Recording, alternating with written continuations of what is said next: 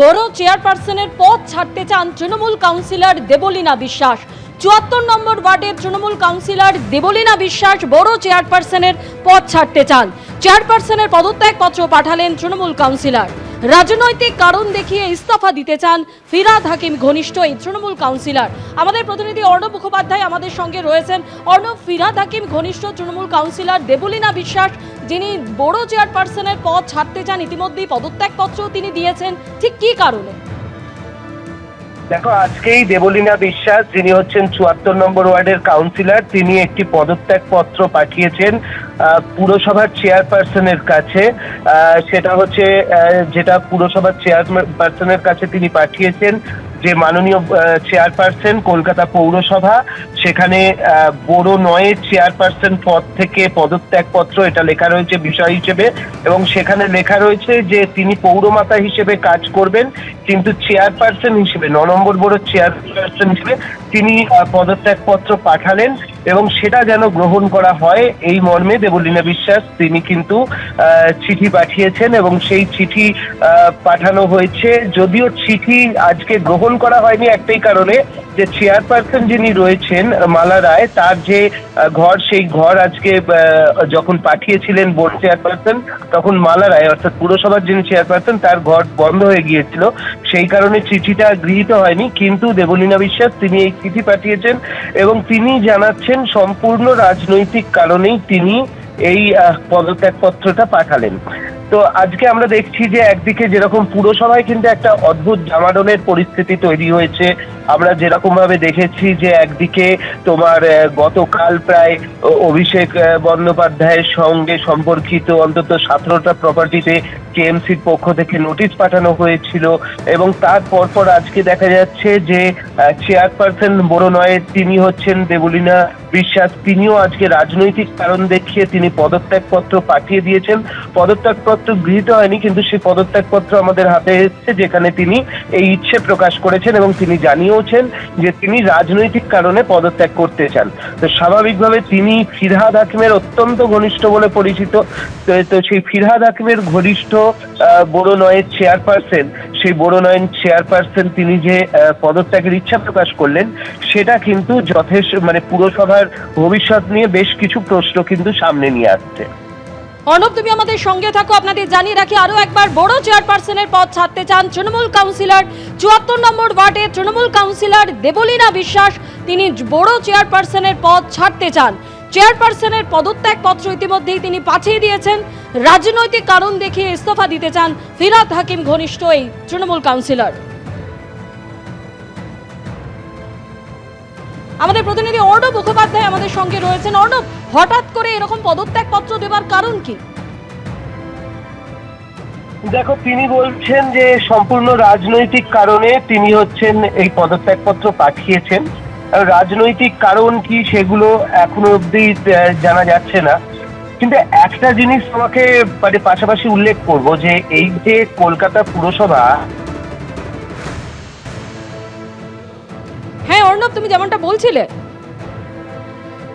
যান্ত্রিক কারণে আমাদের প্রতিনিধির সঙ্গে যোগাযোগ বিচ্ছিন্ন হয়ে গেছে। যে ছবি আপনাদের সামনে তুলে ধরছি, ৭৪ নম্বর ওয়ার্ডের তৃণমূল কাউন্সিলর দেবলীনা বিশ্বাসের পদত্যাগ পত্র, যিনি বড় চেয়ারপারসনের পদ থেকে পদত্যাগ করতে চান বলে ইতিমধ্যেই পদত্যাগ পত্র পাঠিয়ে দিয়েছেন। রাজনৈতিক কারণ দেখিয়ে ইস্তফা দিতে চান বলে জানিয়েছেন ফিরহাদ হাকিম ঘনিষ্ঠ এই তৃণমূল কাউন্সিলর। আমাদের প্রতিনিধি অর্ণব মুখোপাধ্যায় আমাদের সঙ্গে রয়েছেন। অর্ণব, তুমি যেমনটা বলছিলে, দেখো, একটা জিনিস উল্লেখ করার জন্য বলতে পারি যে অভিষেক বন্দ্যোপাধ্যায়ের যে কটা তোমার এই প্রপার্টিতে তোমার নোটিশ পাঠানো হয়েছে, লিস্ট অ্যান্ড বাউন্স, বা তার বাবা এবং মায়ের নামে যে প্রপার্টিগুলোতে পাঠানো হয়েছে, এর মধ্যে বেশ কিছু কিন্তু প্রেমিসেস রয়েছে, যে প্রেমিসেসগুলো কিন্তু বড় 9-এর মধ্যে পড়ে। খুব উল্লেখযোগ্য এটা যে বড় 9-এর মধ্যে বেশ কিছু কিন্তু এই জায়গাগুলো পড়ে, এবং কালকে এই নোটিশ পাঠানো হয়েছিল। আজকে যেটা দেখা যাচ্ছে যে আজকে তোমার একটা দেবলীনা বিশ্বাস তিনি কিছুক্ষণ আগে তিনি একটা পদত্যাগপত্র পাঠিয়েছেন। সেই পদত্যাগপত্র তিনি পুরসভার চেয়ারপারসন অর্থাৎ মালা রায়ের কাছেই পাঠিয়েছিলেন, কিন্তু মালা রায় আজকে যেহেতু ছিলেন না সেই জন্য এটা গৃহীত হয়নি। কিন্তু পদত্যাগপত্র নিয়ে তার প্রতিনিধি এসেছিল এবং তিনি জানাচ্ছেন যে রাজনৈতিক কারণে তিনি পদত্যাগ করতে চান। তিনি পুরো প্রতিনিধি হিসেবে কাজ চালিয়ে যাবেন, কিন্তু বড় চেয়ারপারসন হিসেবে তিনি পদত্যাগ করছেন। তো বড় চেয়ারপারসন হিসেবে তিনি পদত্যাগ করছেন, সবে আমরা জানি যে সরকার বদলেছে এবং বিভিন্ন ক্ষেত্রে কিন্তু পুরসভার সঙ্গে একটা এই নতুন যে সরকার তার একটা বিভিন্ন ক্ষেত্রে তোমার টাফেল একটা চলছে আমরা দেখতে পাচ্ছি। অনেক ক্ষেত্রেই এই যে যারা তোমার বিভিন্ন পুরসভার কাজকর্ম করে সেক্ষেত্রে টাকা আটকে দেওয়া হচ্ছে, একটা কমিটি তৈরি করা হচ্ছে, যে কমিটি টাকাগুলো পাস করাবে সমস্ত কিছু খতিয়ে দেখে করা হবে, এরকম একটা কমিটি তৈরি করা হয়েছে পুরো নবান্ন দপ্তর। তারপর এই অভিষেক বন্দ্যোপাধ্যায় সংক্রান্ত বিভিন্ন জায়গায় হচ্ছে চিঠি পাঠানো হচ্ছে। তো এই একটা যখন টানাপোড়েন চলছে তার মাঝখানে বোরন আইনের চেয়ারপারসন তিনি যে পদত্যাগপত্র ইচ্ছে প্রকাশ করলেন সেটাও যথেষ্ট গুরুত্বপূর্ণ। ধন্যবাদ।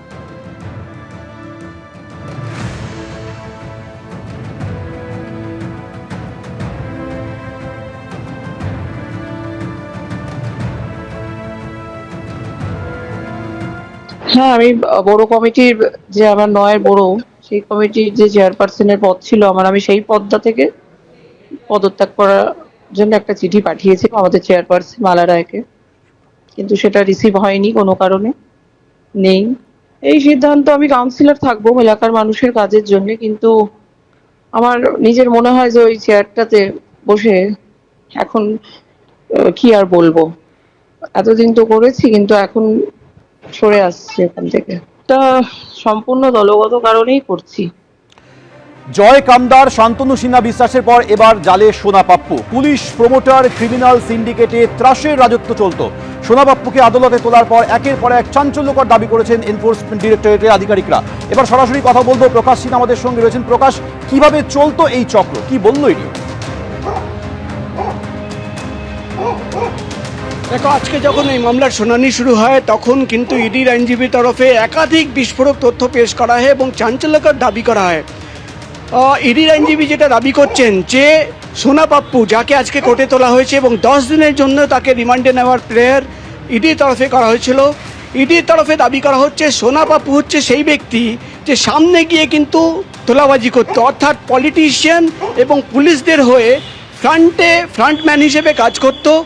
যাবতীয় প্রমোটারদের যারা বৃদ্ধ বয়সী অর্থাৎ সিনিয়র সিটিজেন তাদের টার্গেট করা হতো, তাদের জমি হাতিয়ে নেওয়ার জন্য তাদের টার্গেট করা হতো এবং তাদের হুমকি দেওয়ার কাজ, তাদের কাছ থেকে তোলাবাজি করার কাজ পুরোটাই করতো কিন্তু সোনা পাপ্পু এবং তার সাগরেদরা।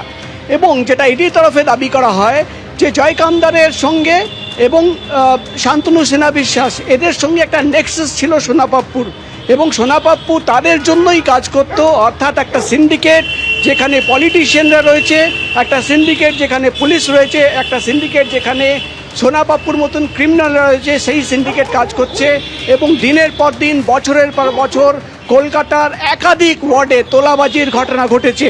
এবং এখানেই শেষ নয়, একাধিক সম্পত্তির তথ্য পেশ করা হয়, কিভাবে কোটি কোটি টাকার সম্পত্তি আন্ডার ভ্যালু, অর্থাৎ এক্সাম্পল দিয়ে জানানো হয় যে 7 কোটি টাকার সম্পত্তি হুমকি দিয়ে তোলাবাজি করে 1 কোটি টাকায় কিনেছে এই সোনা পাপ্পু। 8 কোটি টাকার সম্পত্তি 2 কোটি টাকায় কিনেছে এবং 2.5 বছরে প্রায় 2.5 কোটি টাকা নগদ অ্যাকাউন্টে জমা পড়েছে। এই টাকা কোথায় থেকে আসলো? এই টাকাই হচ্ছে তোলাবাজির টাকা।